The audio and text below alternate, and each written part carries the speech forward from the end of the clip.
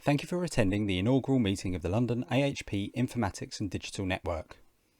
We discussed the purpose to practice of the network in line with the Liberating Structures framework.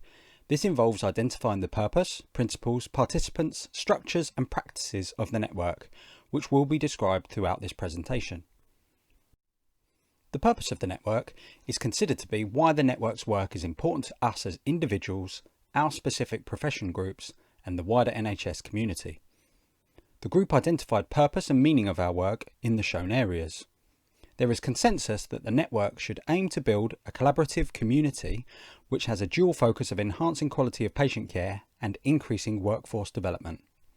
This should be undertaken by ensuring a focus on users and patients and mapping the current status of digital technology in practice in London. We should be working towards a body of work which is strategically aligned to the priorities outlined by the NHS England and Improvement AHP Digital Framework. The principles of the network should describe the rules the network must obey in pursuit of our purpose. The group identified a broad spectrum of concepts which we should adhere to in our work. These can be considered as related to our philosophical approach to the work, such as being pragmatic and realist in our expectations of the network's reach and impact, or in the provision of an open, self-evaluative, collaborative atmosphere within the group. We aim to be person-centred and open to sharing our work widely upon its completion. The participants must describe who must be included within the network for us to achieve our purpose. The group identified individuals or groups external to the network to engage to ensure we can work towards our vision. Some of these are NHS Trust organisation specific, for example the specific members of the digital leadership or IT teams locally.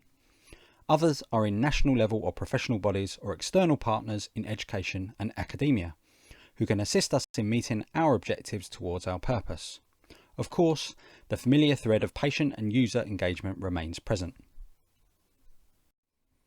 The structure is how we as a network plan to organise in order to distribute control. There is a consensus that the network should have a virtual spine of bi-monthly meetings with limbs of workstream groups which work independently but feed back into the spine. The group have highlighted the importance of having a strong public relations plan to enhance visibility of the network and its work. The body of work can be summarised as a strategically aligned plan of specific topic areas, projects, and where we engage with our local organisations for implementation.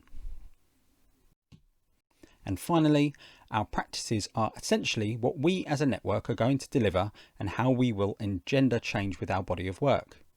Again, the network identify a wide range of practices which cover a gamut of activities. These include evaluation of user need and preferences, as well as the current state of play for digital technology in our local environments. They also include the facilitation of digital capability within the AHP workforce, which of course requires engagement with the staff and consideration of how cultural change management can be guided in practice.